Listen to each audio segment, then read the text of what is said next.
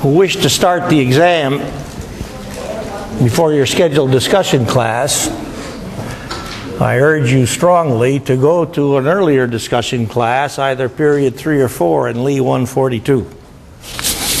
Again, early birds, pew, small conference room, 150 on the first floor, noon to 6 p.m.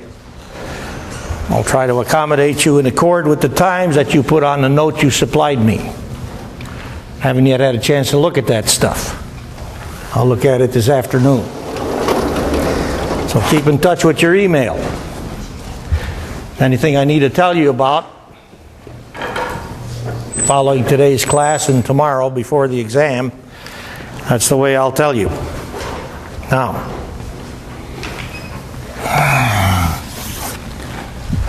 more applications of Nernst. Question 24 from Chem Notes. Coupling half reactions 19 and 39. This system presents two issues, which as yet we haven't considered.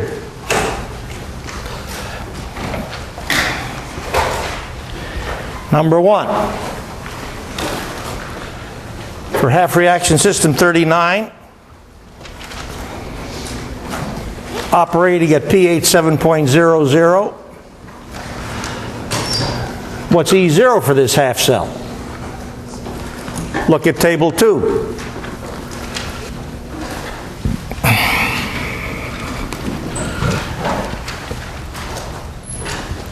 Table 2 shows you this half cell, but tells you the tabulated E value is not an E0 value. Why not?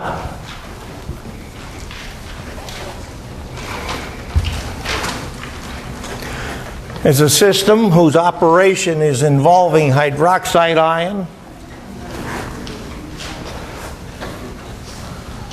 at pH 7.00, a standard state system?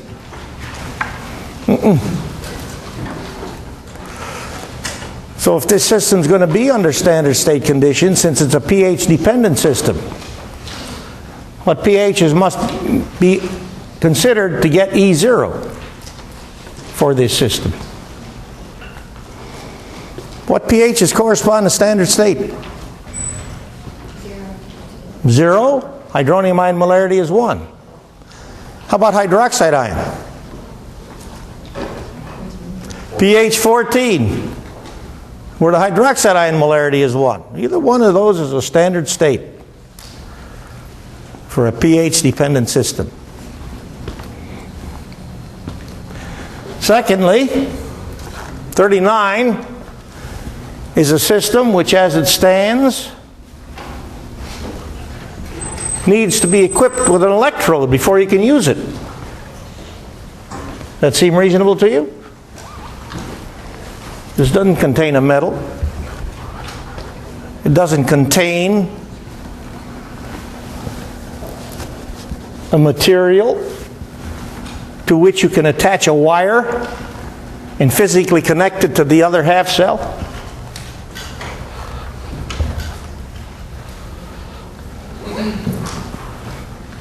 How are we going to measure potential? How are we going to allow current to flow from the reducing half cell to the oxidizing half cell without two electrodes? In this system, we can use copper as the electrode. So, we'd have to outfit this with an electrode. Any suggestions? What requirements must be met by a material if it's going to be used as an electrode in an electrochemical cell? It must be inert. What do you mean by inert? We need a material which will not react with any of the components of the system. What else? The most obvious property the material must possess. Got to be a conductor. Platinum is commonly used. It's expensive, but it's an excellent electrode material because it's a very unreactive metal. Carbon graphite is commonly used. Same thing. We're not going to be concerned with the electrode material itself. Because as you've recognized, I hope, in the cathode half cell, the only purpose of the electrode is to allow completion of the circuit and current flow. Reduction occurs on the surface of the cathode electrode, but the cathode electrode itself is not part of the electrochemical system. It only serves as a material which is allowing us to complete the circuit, while not interfering with the chemistry of the system. Now another issue. I've written here the net cell reaction. Can we cancel these hydroxide ions? Do you remember that? In order for an electrochemical cell to deliver usable electrical energy, which means it must operate without a short circuit, it may well be necessary to physically separate the chemistry that occurs in the anode half cell where oxidation occurs from the chemistry which is occurring in the cathode half cell where reduction occurs. I mean, if I stick a piece of copper in sodium sulfide solution,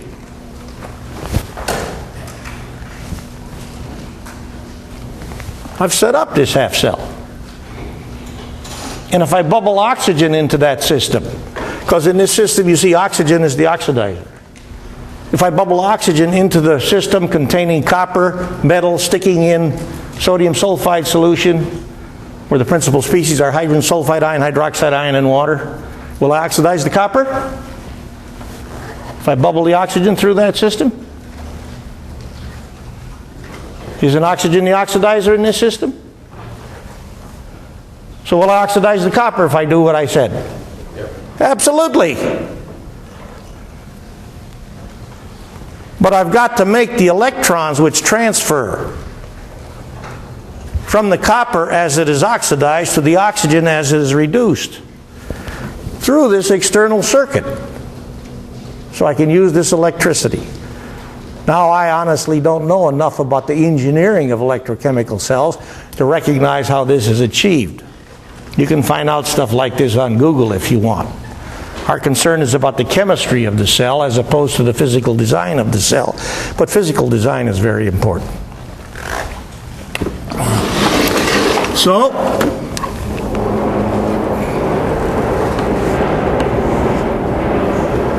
when we apply the Nernst to this system, hydroxide ions will be cancelable only if they're at the same molarity.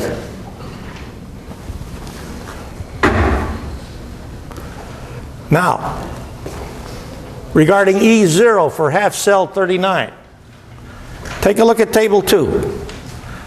See if you can recognize why the E0 value which I've opted for is plus 0.40 volts.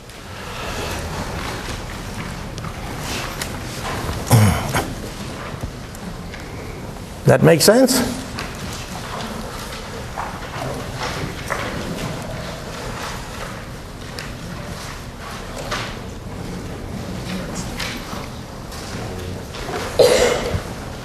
Does the plus 0.40 volts correspond to the oxygen-water oxidizing half-reaction system operating at pH 14? You see it in the table? Well, now I could also have used E0 for 39 operating at pH 0. It'll all come out in the Nernst equation. Do you see a half cell where oxygen is functioning as an oxidizer in the presence of 1 molar hydronium ion? That's in the table. If oxygen functions as an oxidizer in the presence of 1 molar hydronium ion, is oxygen a better oxidizer, a stronger oxidizer, or a weaker oxidizer than oxygen operating as an oxidizer in the presence of hydroxide ion? This all follows from the table. You need to learn how to read the table. Are you seeing this in the table? What do you say?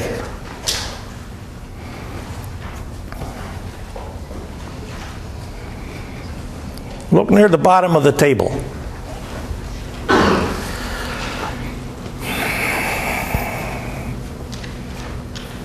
And to find out about the ability of oxygen to behave as an oxidizer, you have to, in your mind's eye, read the half reactions listed in reverse.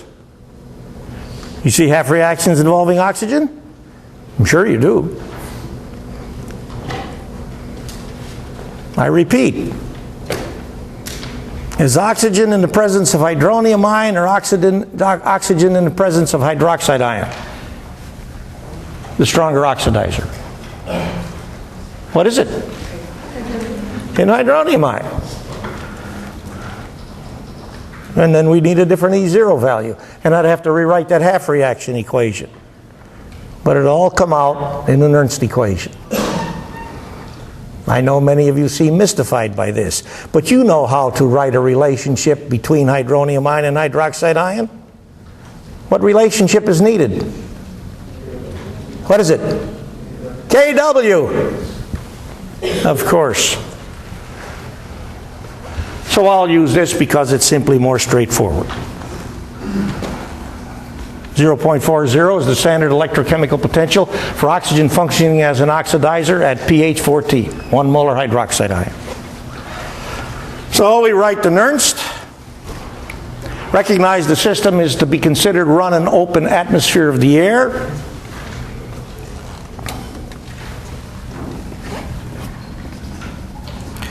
And put in the values. Hydroxide ion up top. Is that hydroxide ion in the anode half cell or the cathode half cell?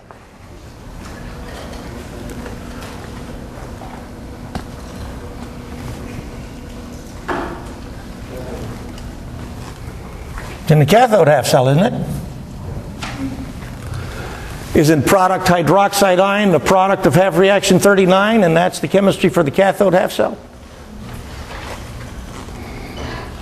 So what we asked you to do was to consider this system in operation, with the hydroxide ion molarity in the cathode half cell being 2.0, the hydroxide ion molarity in the anode half cell being 0.010, in the presence of air. And air is what percent oxygen? 21%. That's why I write 0.21 here. Because if we're operating on a total air pressure of 1 atmosphere, which is standard, usual, not standard, but usual, then 21% of that is the partial pressure of oxygen, 0.21 atmosphere. Do the arithmetic. Done.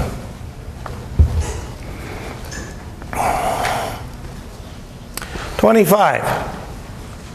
Look at the table. We have reminded you that a very common, important use of the Nernst equation is to calculate K values, equilibrium constants. Look at the table and tell me which half reactions must be coupled to be able to calculate KSP for that stuff. Iron 2 hydroxide. Now I hope you recognize that to respond to this, you need to know what the equation is for the chemical reaction that corresponds to KSP for that stuff. Remember how KSP is defined? Chapter 19? The semi-soluble salt is considered for KSP. The semi-soluble salt is considered as reactant or product. Reactant or product? Reactant. In equilibrium with what? The ion components of the stuff. The ions in solution which react to make that solid. So look at this. Tell me what ions will react with each other to make this stuff.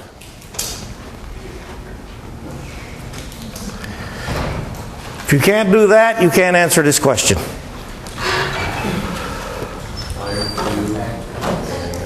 Iron 2.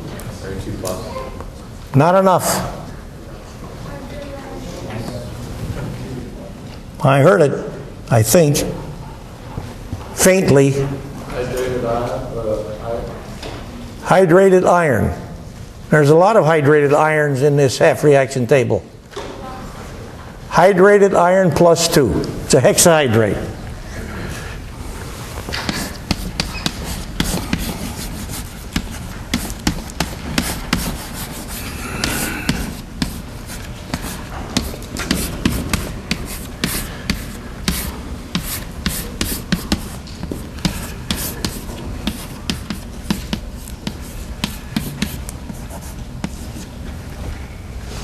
Reacting with hydroxide ion. How many?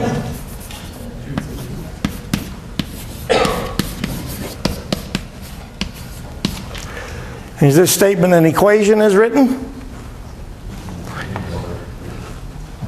Need water. Where?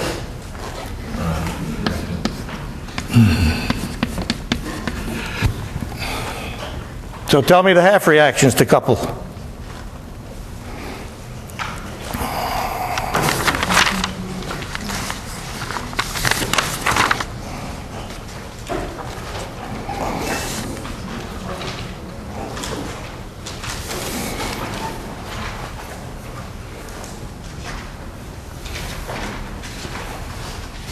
You're looking at the table.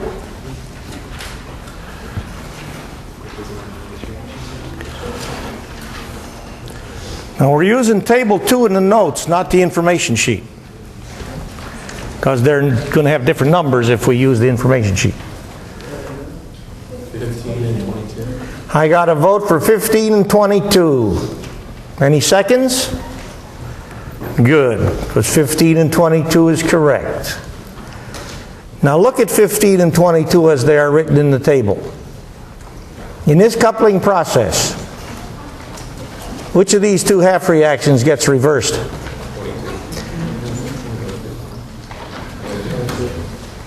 15 or 22? Which one gets reversed? 15. 15 gets reversed. We reverse 15, which reverses the sign on E0, because you should recognize, if I'm going to calculate a KSP equilibrium constant, what do I know about the magnitude of KSP equilibrium constants relative to 1? They're a hell of a lot smaller than 1. Which means E0 for the chemical reaction system that will correspond to KSP will be a number that's bigger than 1 or smaller than 1. I mean, have a positive sign or a negative sign? Negative sign, you betcha. All right?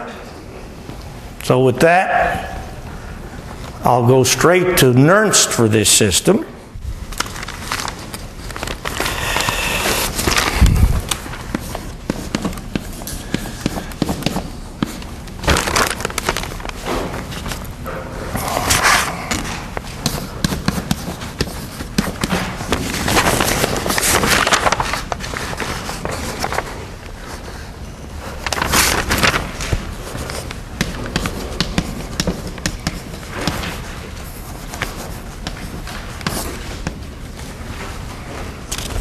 N comes from the reaction equation.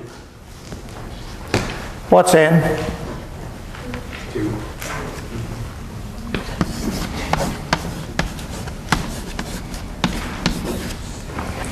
And under equilibrium conditions, Q is K. And this K is specifically KSP for that stuff. What's E0 cell?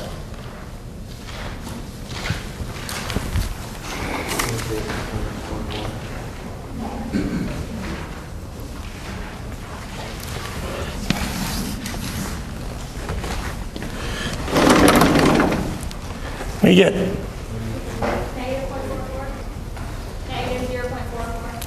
I'll take that. What's this?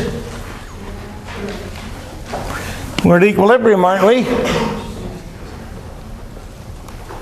When the change in free energy for a system at equilibrium is 0, which means the operating potential for the system is 0. Solve it. I get 1.2 times 10 to minus 15.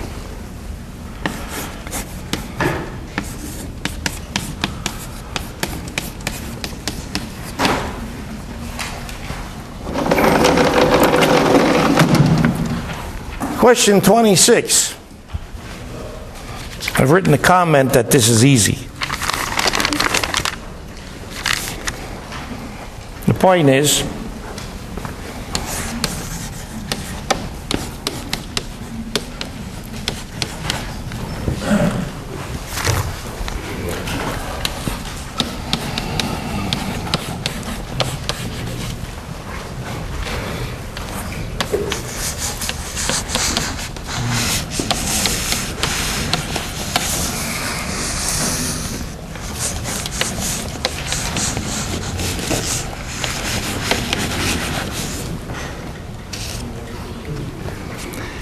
we're looking at the oxidation of hydrogen in the presence of water to produce hydronium ion, but not under standard state conditions.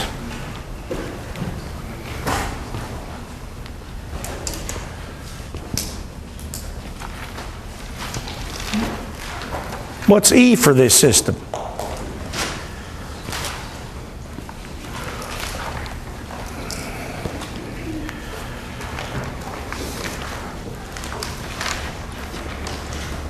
Look in the table. 0.41.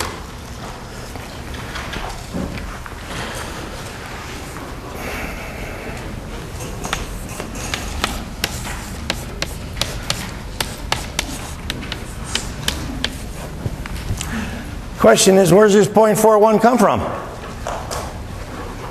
Told you it's easy. I don't know if that's enough hint. Let's find out.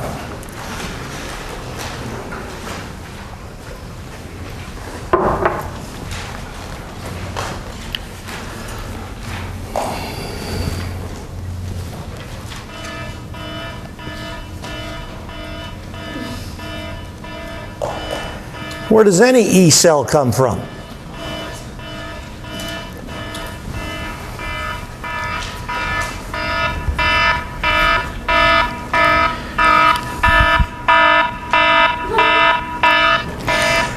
Somebody left this in the restroom. I think I'm going to take it in the back and treat it with my silencing device.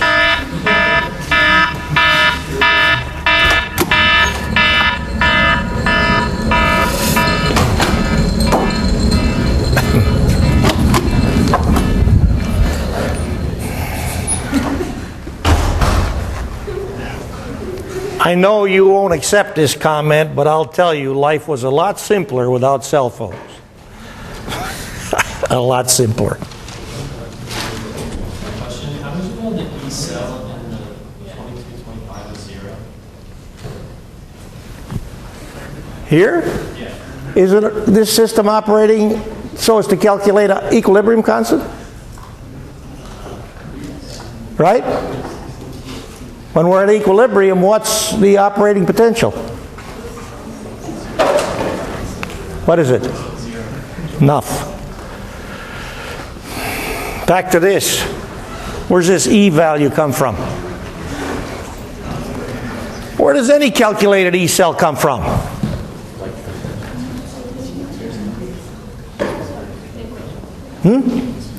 If you want to get an E cell for a electrochemical system, how do you get it? You apply Nernst, don't you? Well, let's apply Nernst to this.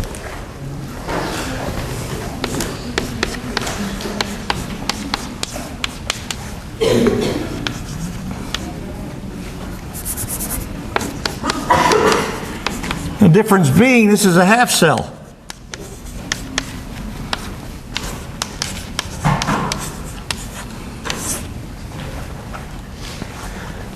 N is 2.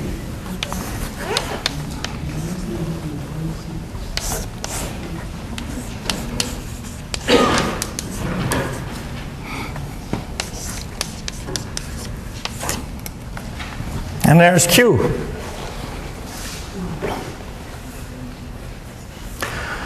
What are we going to put in for the partial pressure of H2?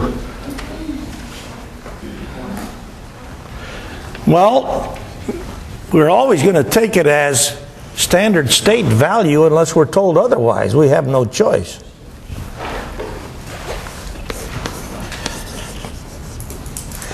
What's hydronium ion concentration?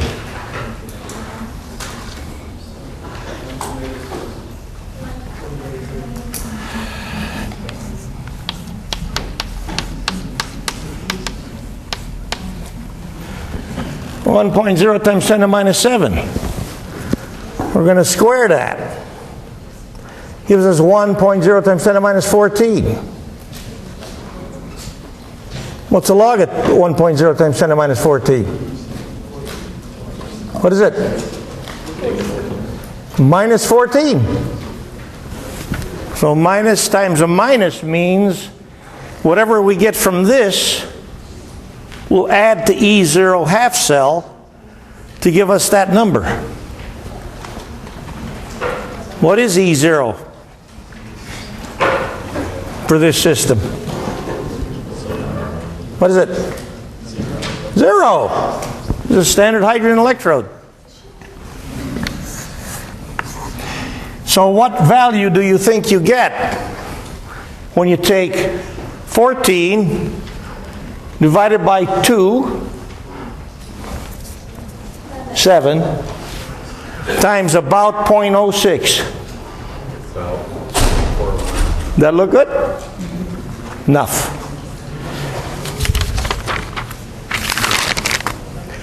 Concentration cells.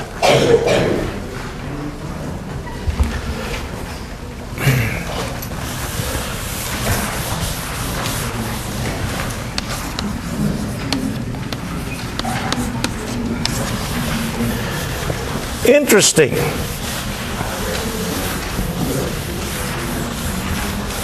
Because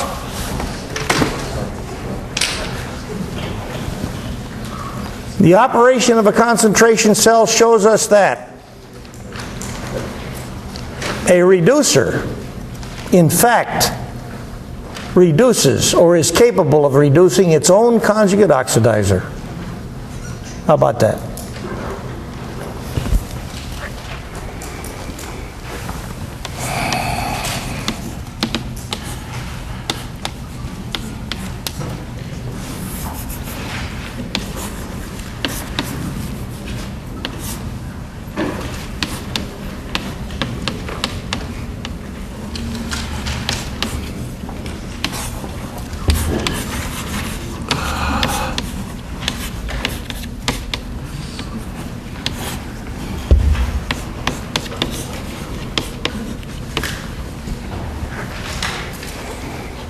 So here's a concentration cell that depends on the reduction of hydrated copper ion by copper to produce, guess what? Hydrated copper ion and copper. Question 1. What's E0 for any concentration cell? What is it? 0.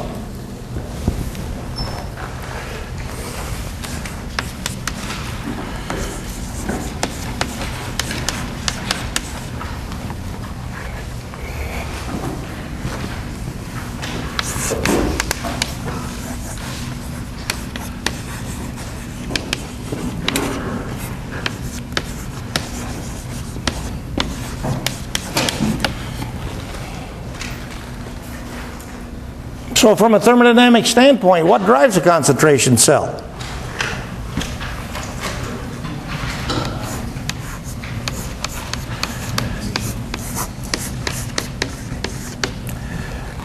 Delta H? Delta H zero? Bonds making, bonds forming. Whatever bonds are broken, got to be remade, exactly the same ones.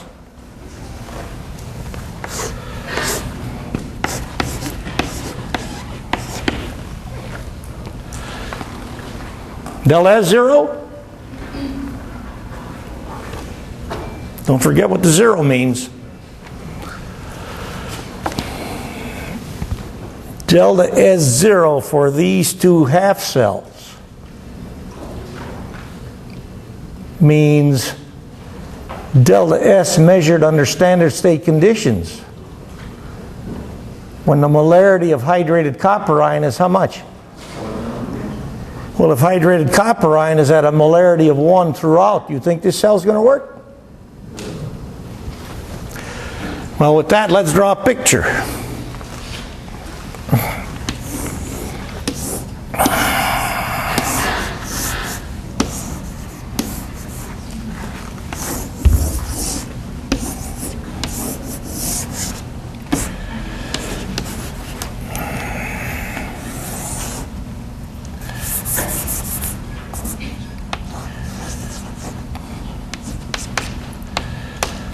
This is my Van Gogh representation of a light bulb.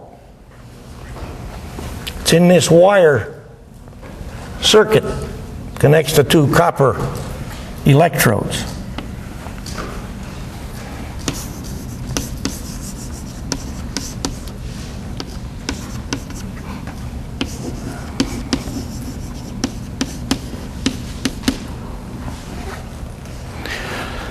In each system, we have hydrated copper ion. There's our salt bridge connector.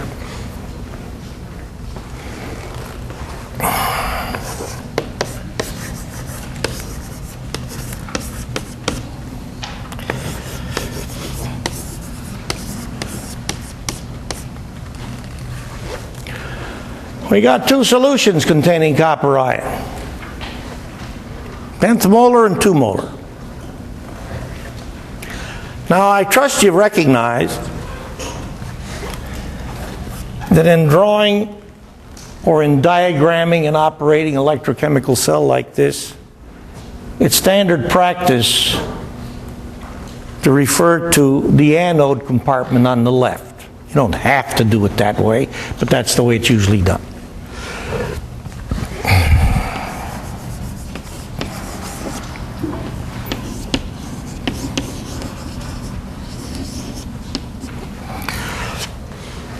So we got two copper sulfate solutions. And we are recognizing that the only difference between the two half cells will be the molarity of copper ion, nothing else. Everything else is the same. And the molarity of the negative ion, we don't care what that is. That's not part of the chemistry of the system. If then, to make our diagram keep with standard practice,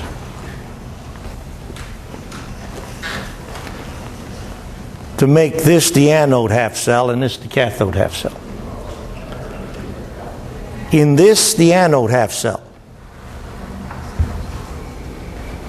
do we put the 10th molar copper sulfate solution or the 2 molar copper sulfate solution with the other solution going in the second half cell?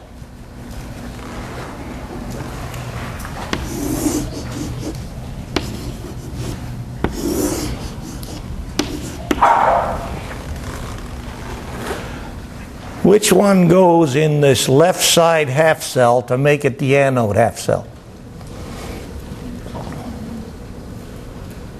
Lower concentration.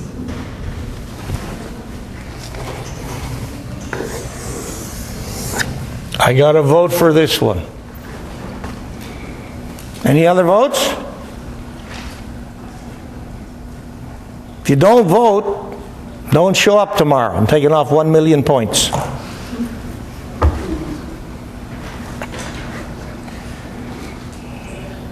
You know how many points I've collected this term?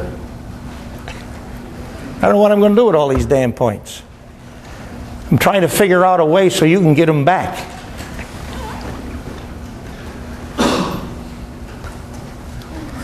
Tell me, what drives thermodynamically a concentration cell?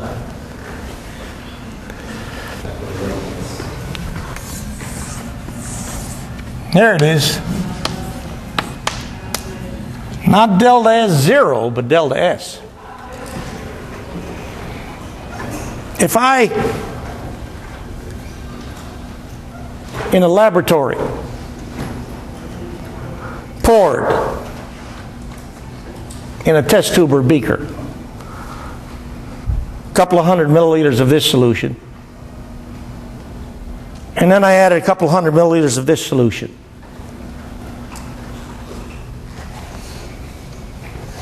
would I come back in a week and find out that at the bottom of the test tube I strictly had 10th molar copper ion, and at the top of the test tube I had 2 molar copper ion? Would I find that? No. What would I find? If I allow this test tube to stand for an infinite period of time, or simpler yet, shake it up,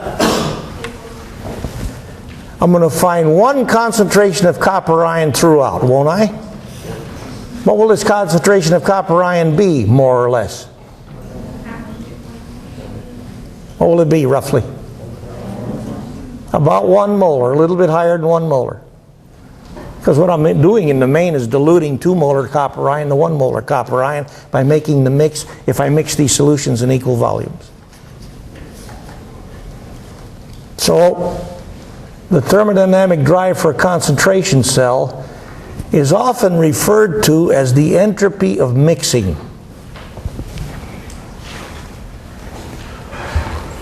So this solution goes in here. This solution goes in here because clearly, or at least I hope it's clear,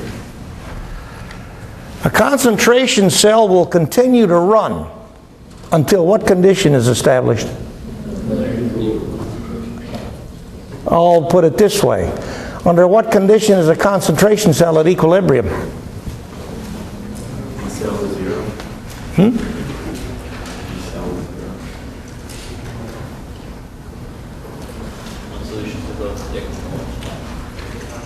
Under what condition is a concentration cell at equilibrium? Cell equals 0. I want to know physical condition or chemical condition.